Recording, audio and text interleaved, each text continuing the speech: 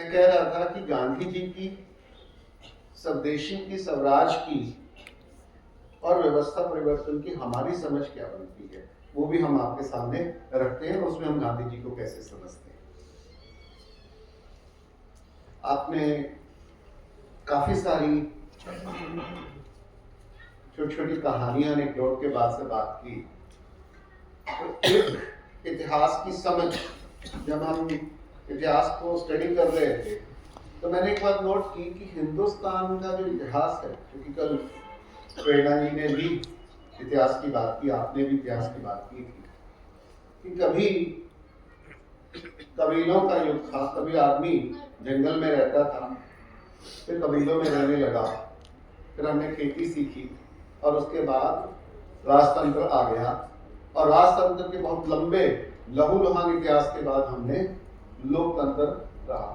तो मुझे लगा, जब मैं इतिहास को थोड़ा सा गहराई से पढ़ रहा था तो मुझे लगा कि इसमें से कुछ चैप्टर इतिहास में जानबूझ के भुला दिए गए हैं, मिटा दिए गए हैं, छुपा दिए गए हैं या उलझा दिए गए। और उसमें से एक चैप्टर मैं आपके सामने बीच में से शेयर करना चाहता हूं, एक कहानी के माध्यम से। आपने बुद्ध की कहानी कही, मैं भी बुद्ध की कहानी कहता हूं, और उसमें से स्वराज कैसे निकलता है, इस समय कैसे निकलती है, और उस समय स्वराज क्या था, उसमें लोकतंत्र क्या था। जब चारों तरफ राजतंत्रों का जाल फैल रहा था, तब भी भारत में लोकतंत्र और जनतंत्र फैल रहे थे। कहानी है कि अजात शत्रु नाम का मगध का राजा, बिंबिसार का पुत्र, अपने पड़ोस के वज्जी गणतंत्र के ऊपर आक्रमण करके उसको अपने राज्य विस्तार का हिस्सा बनाने के लिए इच्छा और मंशा से चला। परंतु उसके लिए उस समय ये रिवायत थी कि अपने पूज्य पुरुषों का आशीर्वाद लेने, मार्गदर्शन लेने, आशीर्वाद लेने जाया जाता। तो महामंत्री वत्सकार और बुद्ध और अजात शत्रु दोनों बुद्ध के पास गए और उन्होंने युद्ध की अपनी मंशा जाहिर की और उनका आशीर्वाद मांगा, उनका मार्गदर्शन मांगा। अब बुद्ध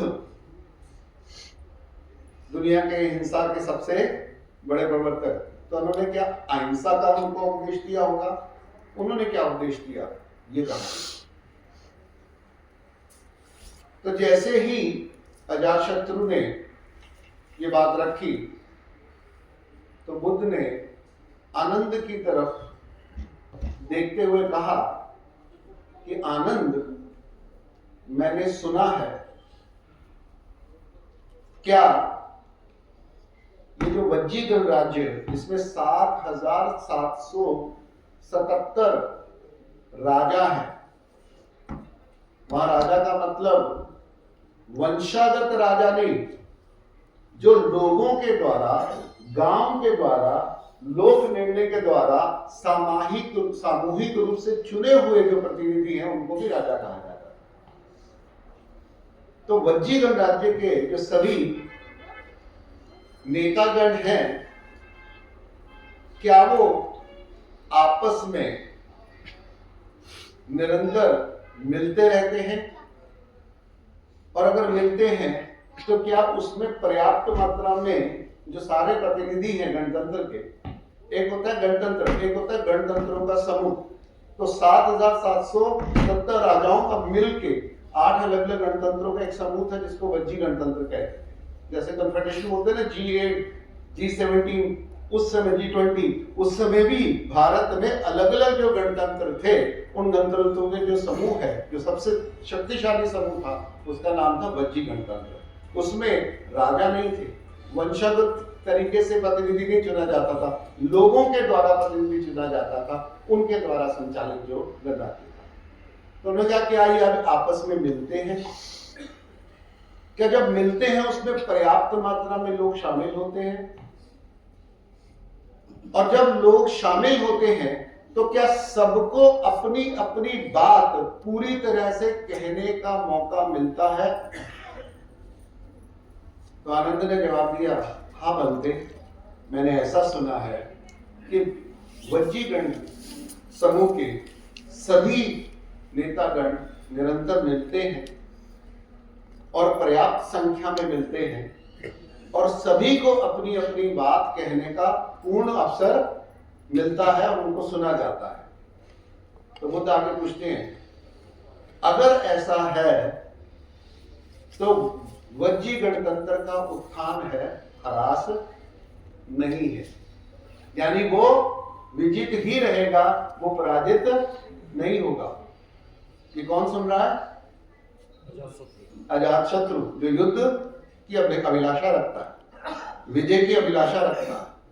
तो फिर बुद्ध यहां रुकते नहीं है, वो कहते हैं कि जब तो निर्णय कैसे लेते हैं? क्या निर्णय लेने से पहले सभी को अपनी बात पूरी तरीके से कहने का मौका मिलता है, उसके ऊपर अपना वाद विवाद होता है और निर्णय जब तक सभी सहमत ना हो तब तक निर्णय नहीं लिया जाता, मैंने ऐसा सुना है। तो आनंद कहते हैं, हाँ बनते, मैंने ऐसा ही सुना है कि सबको अपनी बात कहने का पूर्ण मौका मिलता है। जब वो अपनी सभी बात कह लेते हैं, ठीक है, और सब सहमत हो जाते हैं, तो सब सहमति से वो निर्णय लिया जाता, उससे पहले कोई भी निर्णय मान्य अमल में नहीं किया जाता। तो बुद्ध कहते हैं, बहुत अच्छा, अगर ऐसा है तो वज्जी गणतंत्र का उत्थान है, ह्रास नहीं है।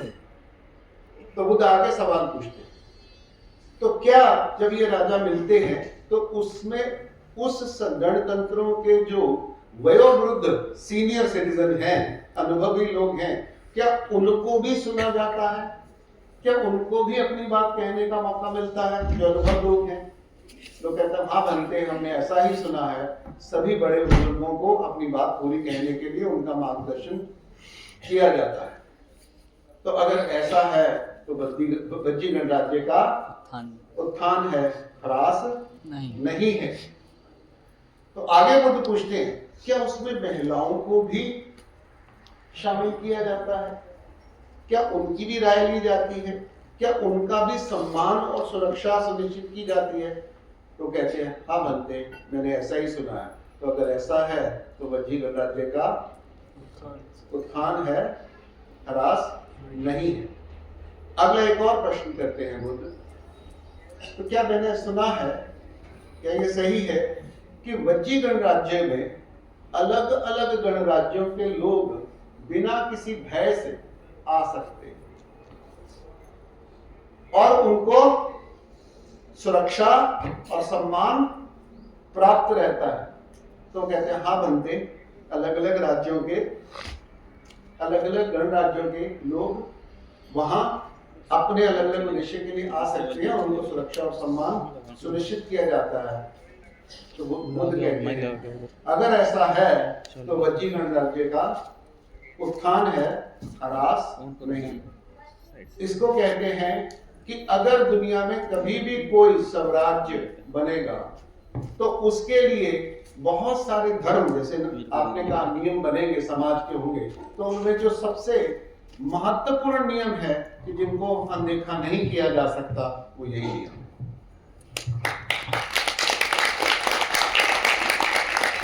और भारत में के इतिहास में, क्योंकि हम जिस इतिहास को पढ़ रहे हैं उसमें केवल राजाओं का इतिहास लिखा गया, गणराज्यों के इतिहास नहीं लिखा गया।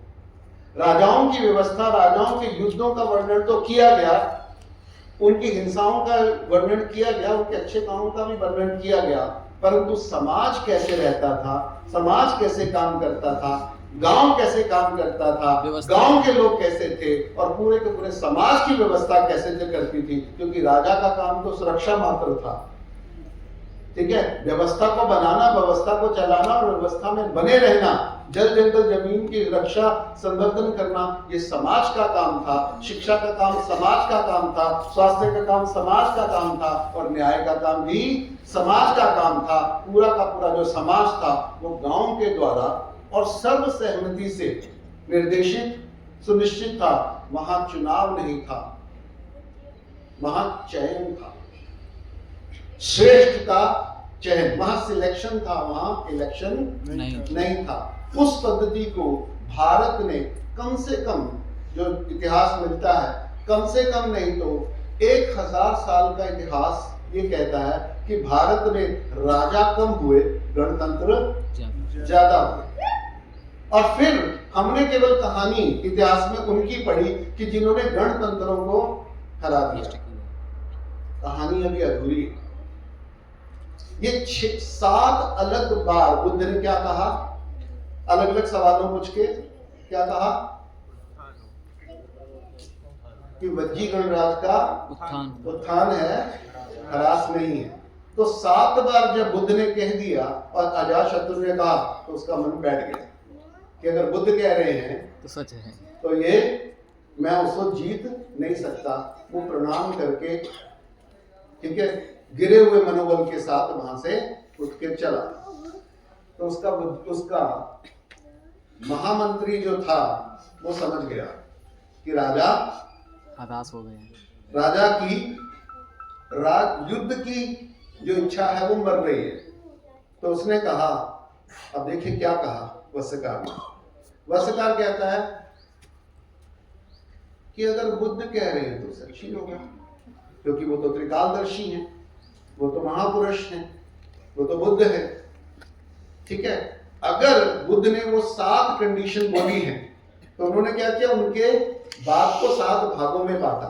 तो उन्होंने कहा अगर सब लोग निरंतर मिलेंगे, पर्याप्त संख्या में मिलेंगे, सबको बोलने का मौका मिलेगा, और जब तक सबको नहीं सुनेंगे उससे तब तक सहमत नहीं होंगे तब तक निर्णय नहीं होगा। जब तक सभी बड़े बुजुर्गों की पूर्ण राय मार्गदर्शन लिया जाएगा, स्त्रियों की राय और उनका सम्मान भी सुनिश्चित किया जाएगा, और दूसरे राज्यों का आने वाले लोगों को भी सुरक्षा सम्मान प्राप्त रहेगा। यही कहा ना, जब तक ये है तो वज्जी गणराज्य उत्थान क्या है, अजय है, उसको अजय कहा गया। तो कहता अगर ये 7 कंडीशन ना रहे तो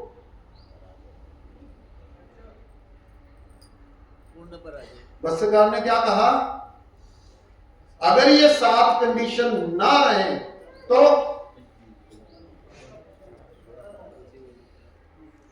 वज्जी गणराज्य अजय नहीं रहेगा। यहां से एक नीति, बुद्ध ने जहां नीति रखी, उस नीति के ऊपर एक कूटनीति का निर्माण हुआ। वस्त्रकार और अजातशत्रु मगध वापस आते हैं। वस्त्रकार अपनी राज सभा में बुद्ध का और वज्जी गणराज्य का गुणगान करना शुरू करता है, उद्देश्यपूर्वक, ढोंग पूर्वक। और अजातशत्रु गुस्से होकर उसको अपनी, जैसे भविष्य को लात मार के निकाला गया, उन्होंने भी वस्त्रकार को राज्य से निकाल गया, और वस्त्रकार वहां से निकल के कहां जाता है, वज्जी गणराज्य। और वहां रह के उनका विश्वास जीत के, उनके मध्य रह के उनका विश्वास जीत के वो क्या करता है, एक एक करके वो 7 चीजों को तोड़ देता है। कि राजा मिलने जब आते हैं तो उनके बीच में छोटे मोटे मन मुटाव को वो बड़ा कर देता है, बहस को अलग रुख दे देता है, सहमतियों में से असहमतियों को बड़ा कर देता है, और बड़े बुजुर्गों को की राय को अनदेखा कर देता है, और स्त्रियों का अपमान सुनिश्चित कर देता है, और बाहर से आने वाले यात्रियों को असुरक्षित कर देता है। और धीरे धीरे वज्जी गणराज्य की जो एकता थी, जो अजय कंडीशन थी, वो धीरे धीरे टूट जाती है। जब वो टूट जाती है, वो मगध राज को संदेश भेजता है कि अब वज्जी अजय नहीं है, और वो आक्रमण करता है, और वज्जी गणराज्य छिन्न भिन्न हो जाता है, खत्म हो जाता है, और उसके साथ भारत की धरती पर गणतंत्र का ह्रास शुरू होता है।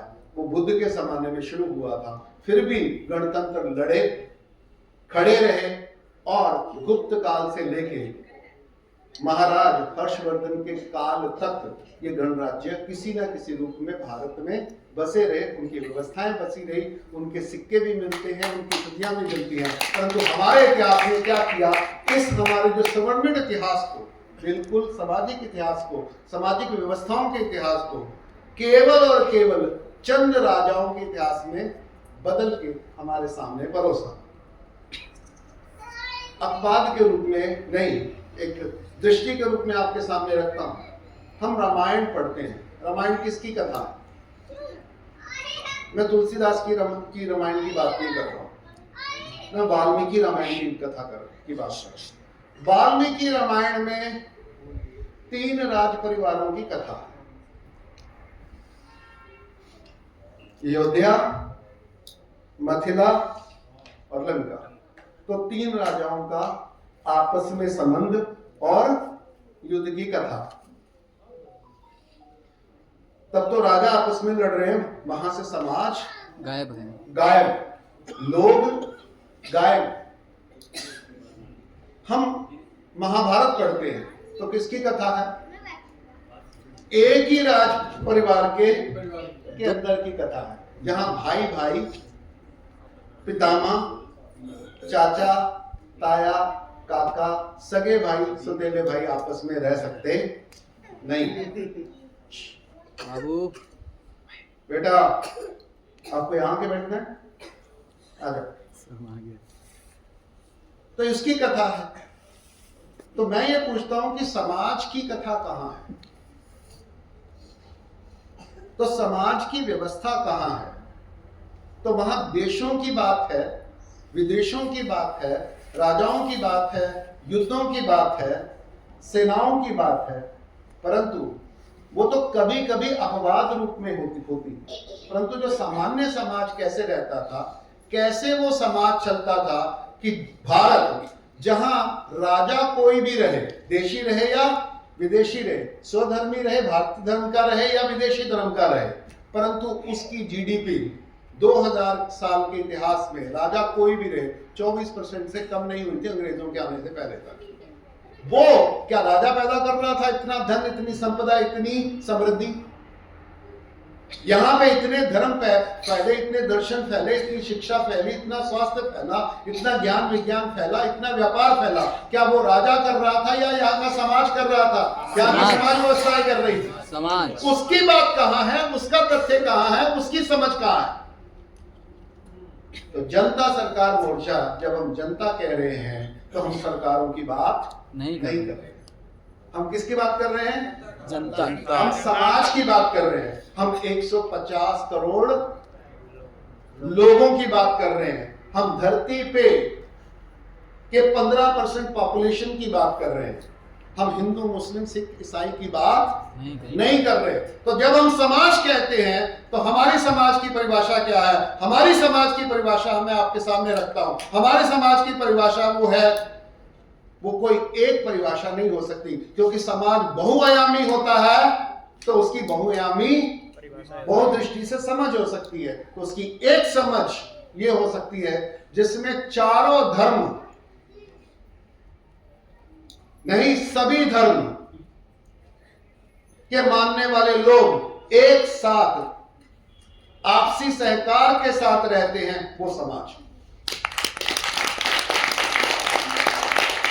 जिसमें एक वर्ण नहीं, 2 वर्ण नहीं, चारों वर्ण के लोग एक साथ, अगर वर्ण व्यवस्था में मानते हैं तो चारों वर्ण के जो लोग हैं एक दूसरे के साथ समरसता के साथ रहते हैं, वो समाज।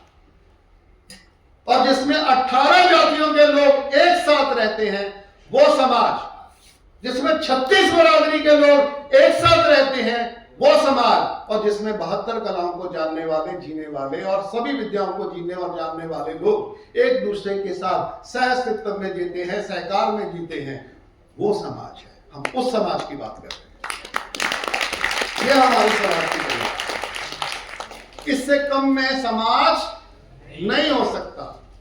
चलिए हम भारतीय परिप्रेक्ष्य में जो आजकल पॉपुलर किया जा रहा है उसके संदर्भ में बात करते हैं कि एक गांव को बसने के लिए, विकसित होने के लिए और समृद्धि के साथ जीने के लिए, शांति के साथ जीने के लिए सभी 72 कलाओं की जो उस समय प्रचलित थी उनकी जरूरत होती है। मिलकर उत्पादन करेंगे।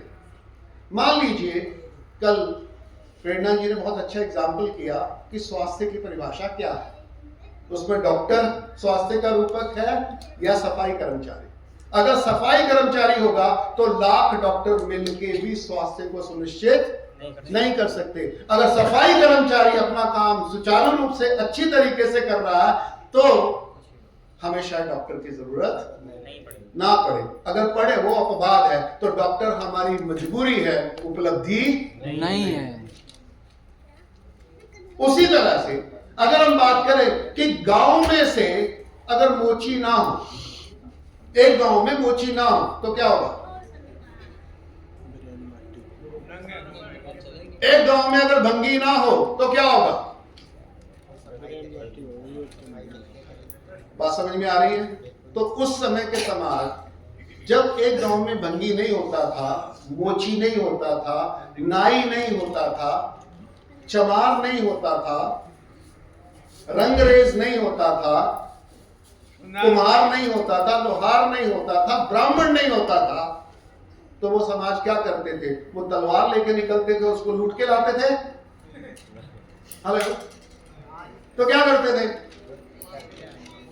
तो बहुत सारे हमारे ही पिछले 100-150 साल में जिन लोगों की स्मृतियां, वो कहते थे कि वो समाज मिलके, वो समाज जिसमें किसी एक समाज के लोग, किसी एक कला के लोग, किसी एक विद्या और कुशलता के लोग जिनकी उनको जरूरत है, उसकी जरूरत होती थी, वो उस समाज के बड़े बुजुर्ग जो लोग हैं वो मिल के दूसरे गांव में जाते थे और उनसे याचना करते थे, मांगनी करते थे और उनको आश्वस्त करते थे कि हमको भी एक परिवार दीजिए और हम उसकी पूर्ण जिम्मेवारी हम स्वीकार करते हैं। उनका सम्मान की, सम्मान की और उनकी सारी जरूरतों को हम पूरा करने की समृद्धि करते हैं। और उस समाज के उस व्यक्ति को वो समाज उनको अर्पित करता था और वो परिवार आके बसता था। और जब वो आके बसता था तो उसको गाजे बाजे के साथ समाज में लाया जाता था, सम्मान पूर्वक उसको स्थापित किया जाता था और उनकी रक्षा, उनकी समृद्धि, उनकी जरूरतों को पूरी करता था। ये कहानी है या यथार्थ है इस समाज का?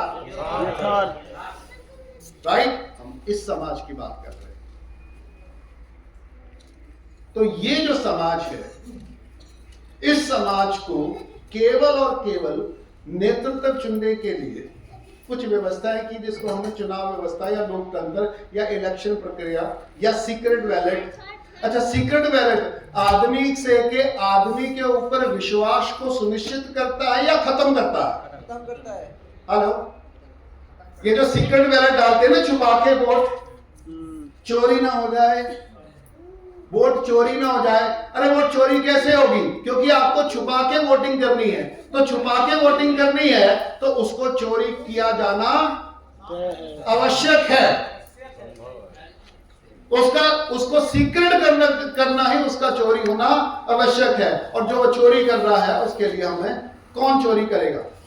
तो अगर गांव में इलेक्शन हो, जैसा आपने कहा कि लोकतंत्र की परिभाषा, ठीक है, मशीनों से नहीं गढ़ी जाएगी, डायरेक्ट डेमोक्रेसी होगी कि जो भी योग्य हमारे प्रतिनिधि हैं, जो भी योग्य प्रतिनिधि हैं, समाज के सामने होंगे और लोग खुल के उनका क्या करेंगे? इलेक्शन करेंगे या सिलेक्शन करेंगे?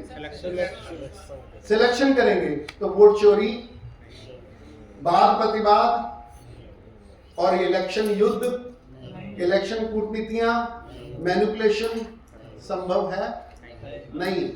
ये क्यों संभव है? क्योंकि हमने अपने संविधान में इस समाज की परिस्थितियों को, इतिहास को, समझ को टोटली इग्नोर करके हमने यूरोप से बनाया एक संविधान, एक प्रक्रिया दी जिसकी यहां कोई जरूरत ही नहीं थी और आज हम उसको भूल गए।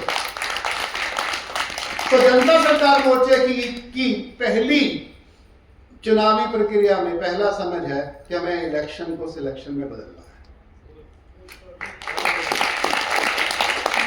हमें इलेक्शन को सिलेक्शन में बदलना, वो हमारे स्वराज का एक अहम पहलू है।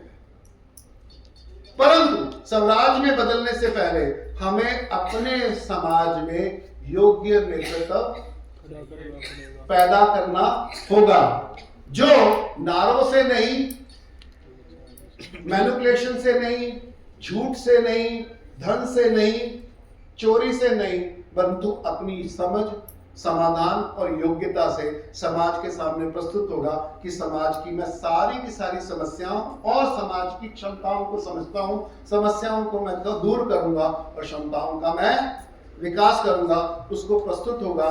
क्या ऐसे नेता, ऐसे योग्य व्यक्ति को तैयार करने की कोई व्यवस्था हमारे एक भी गांव, एक भी शहर, एक भी कस्बे में या एक भी इंस्टीट्यूशन में कहीं है? तो हमने क्या किया कि समाज का नेतृत्व संभालने वाले लोगों की जो जिम्मेदारी, जो सबसे लुच्चा, सबसे अविश्वसनीय, सबसे मैनिपुलेटर, जिसके ऊपर कोई विश्वास नहीं कर सकता, उस व्यक्ति के ऊपर हमने सौंप देंगे तो हमारे समाज का क्या हाल होगा? वही होगा जो हो रहा है।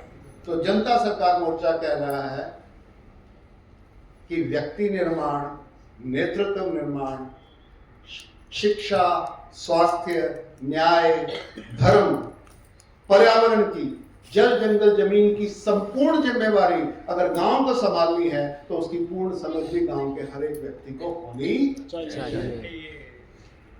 राइट? तो उसके लिए अगर ये समाज हमको वो शिक्षा नहीं दे रहा, वो स्वास्थ्य नहीं दे रहा, वो न्याय व्यवस्था नहीं दे रहा, राइट, और वो अवसर नहीं दे रहा, वो समझ नहीं दे रहा, वो अनुभव नहीं दे रहा, तो इस अनुभव का निर्माण, इसकी जो व्यवस्था है, हम गांव गांव करेंगे। ये जनता सरकार मोर्चे का आह्वान और आंदोलन है। और उसकी एक छोटे से छवि के रूप में हम यहां हैं।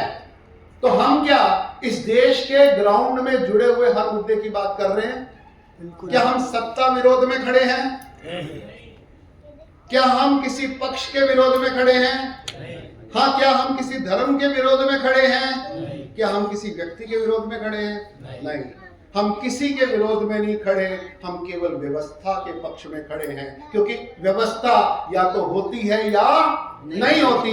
अभी कोई व्यवस्था नहीं है, अभी केवल और केवल शासन है, अभी केवल और केवल मैनिपुलेशन है। हम उसको सुव्यवस्था में बदलना चाहते हैं और हमारी व्यवस्था की परिभाषा ये है कि व्यवस्था प्रकृति में भी होगी। पहले व्यवस्था कहाँ होगी?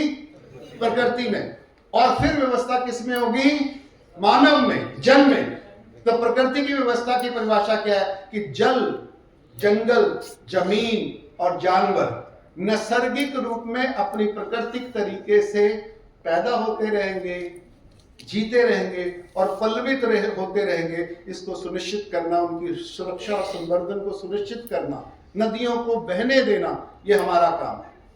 पानी को बरसने देना और जमीन में उतरने देना, ये हमारा काम है।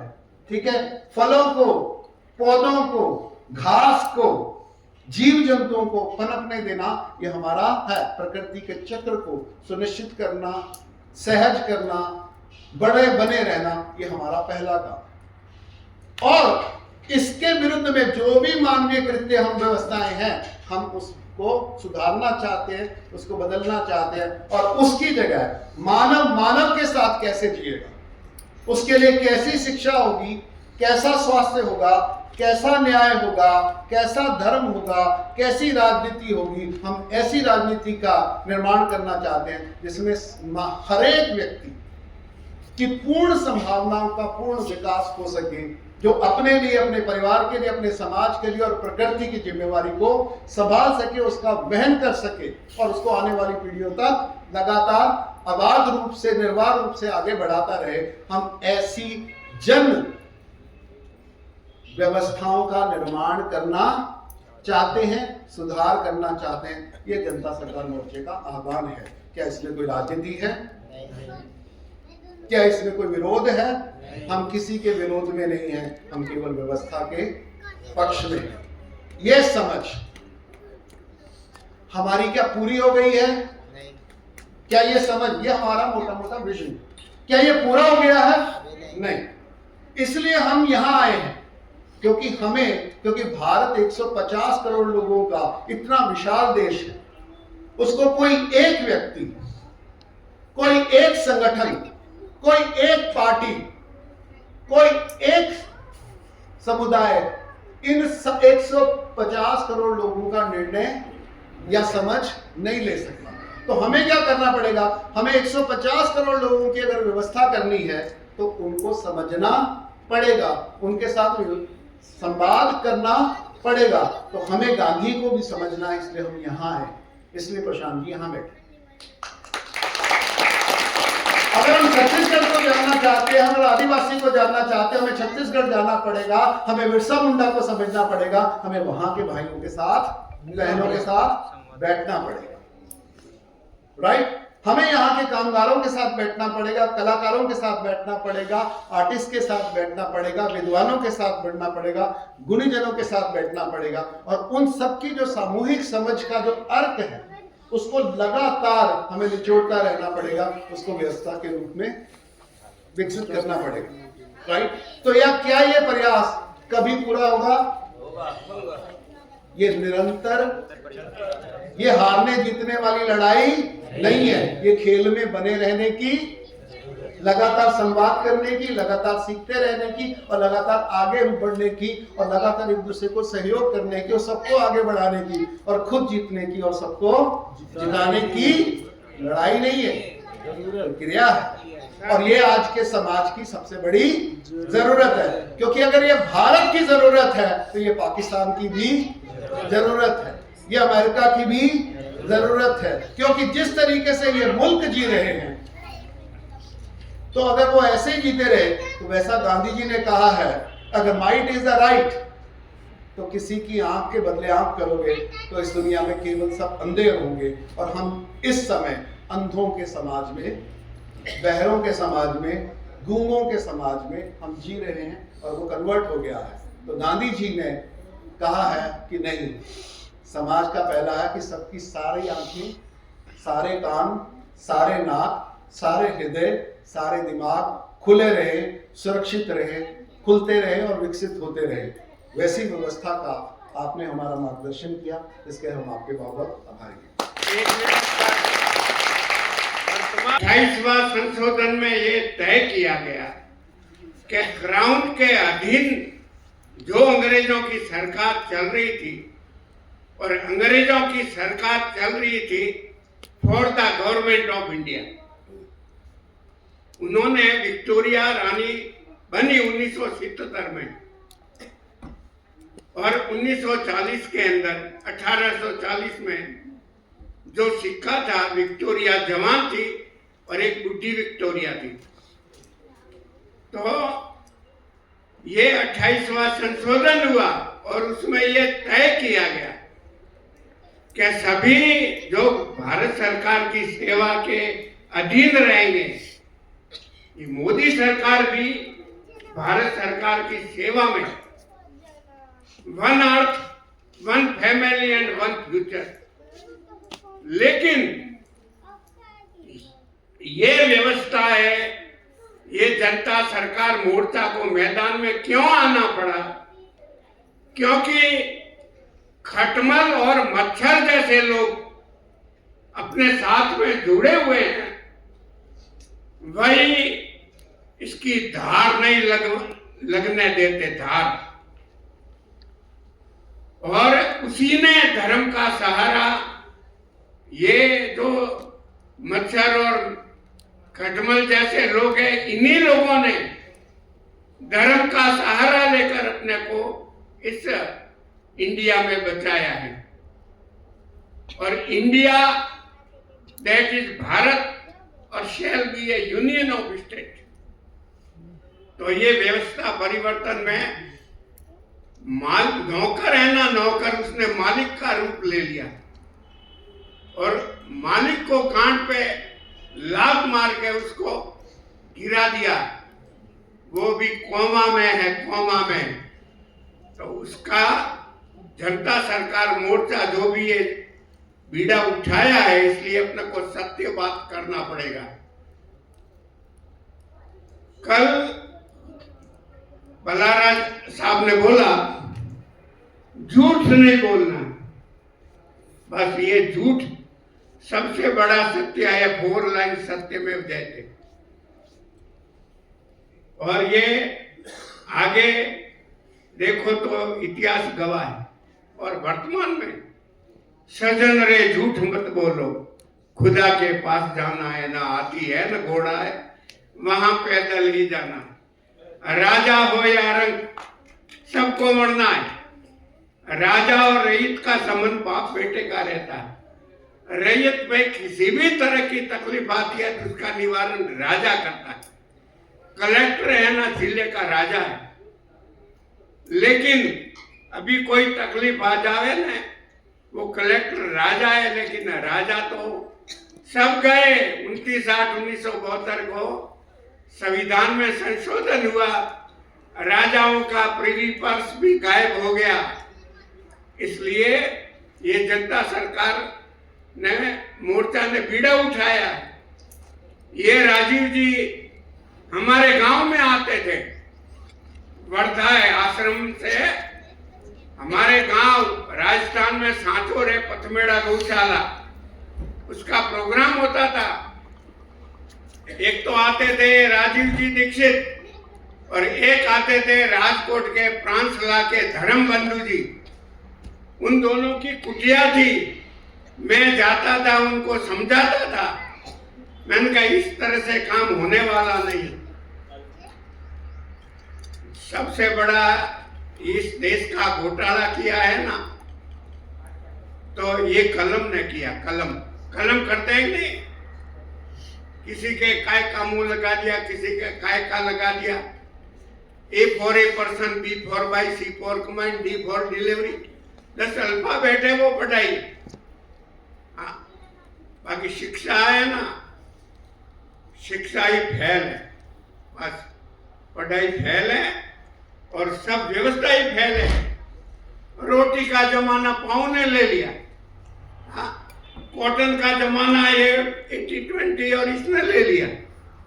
हाँ, जो पैदल चलते थे आज सब जगह रोड बन गए। बरसात आती है, गांव के गांव डूब रहे। पानी कहां जाएगा? पानी का निकाल होना चाहिए कि नहीं? इतना नुकसान हो रहा बिहार में, उधर बरसात आती है सब जगह, झारखंड में। अगर अब ये रोड नहीं होगा ना, रोड, तो अगर पानी जाएगी ना, पानी जाएगा ना, तो वो कटाव होगा, नीचे जाएगा 1 इंच 2 इंच फुट 2 फुट। अगर ये बिल्डिंग भी उसके साइड में खड़ी होगी तो इसको नुकसान नहीं आएगा। लेकिन जमीन है ना, जमीन, ये जमीन कटाव होगा। और सबसे पहले 1950 के बाद में इन लोगों ने, मेरे पास में एक टिकट है, उस समय स्वस्थ इंडिया की टिकट है मेरे पास में, एक आना की। भाई और पुरुष का वो होली का पिचकारी छोड़ते हैं ना, वो मेरे पास में टिकट है विकास के नाम पे।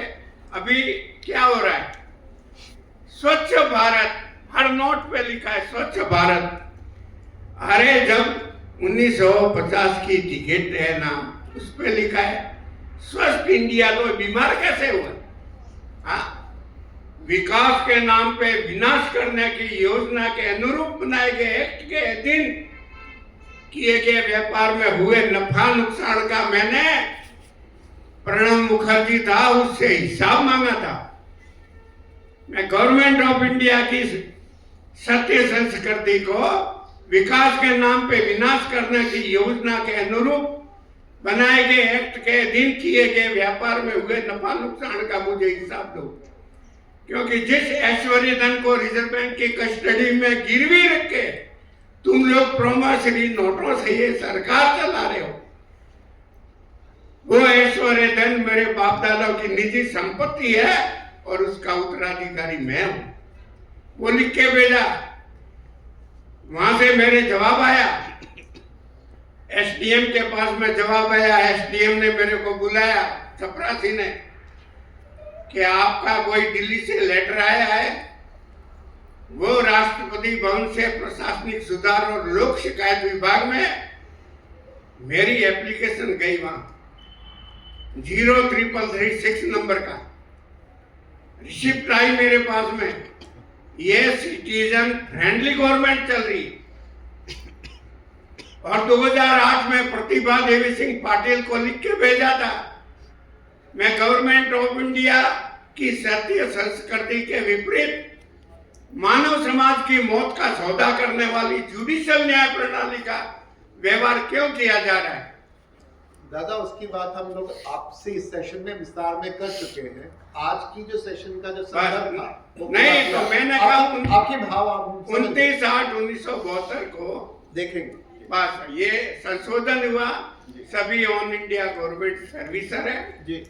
और बाकी तो कहने को तो बल्लारा जी ने कल बोल दिया 24 घंटा बोल करो, इतना कह के अब भारत की हुंकार है, जनता ही सरकार है, भारत की हुंकार है, जनता ही सरकार है।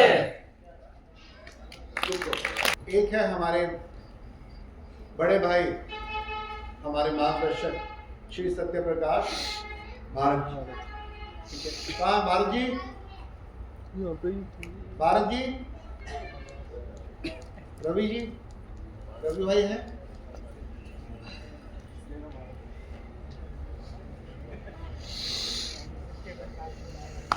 बुला लीजिए। पक्का यहीं थे, मैंने सोचा था कि वो थोड़ा बाहर गए, वो आ रहे हैं। तो हमारे जो अगले वक्ता हैं